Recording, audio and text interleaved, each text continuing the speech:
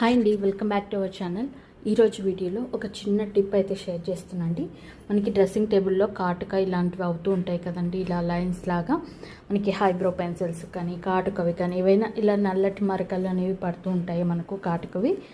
ఇలాంటప్పుడు ఏం చేయాలంటే జస్ట్ మనం ఒక 2-3 డ్రాప్స్ ఆయిల్ని, కొబ్బరి నూనె కానీ లేదా ఏదైనా సరే ఆయిల్ని యాడ్ చేసి తర్వాత ఒక టిష్యూ పేపర్తో కానీ క్లాత్తో కానీ ఈ విధంగా తుడిచేసారనుకోండి, నీట్గా అంతా క్లీన్ అయిపోతుందండి.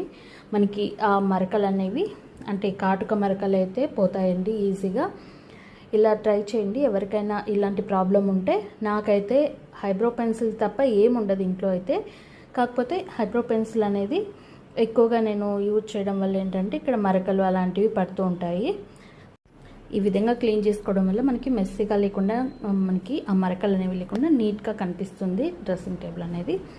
సో మీకు ఎవరికైనా హెల్ప్ అయితే ఒకసారి ట్రై చేయండి. పిల్లలకు పెట్టినప్పుడు కూడా మనము కాటుక పెడతాం కదండి, అప్పుడు కూడా కొబ్బరి నూనెతో కొంచెం ఇలా చేసామనుకోండి ఈజీగా క్లీన్ అయిపోతుంది. చిన్నపిల్లలకైతే రుద్ది పెట్టాల్సిన అవసరం ఉండదు.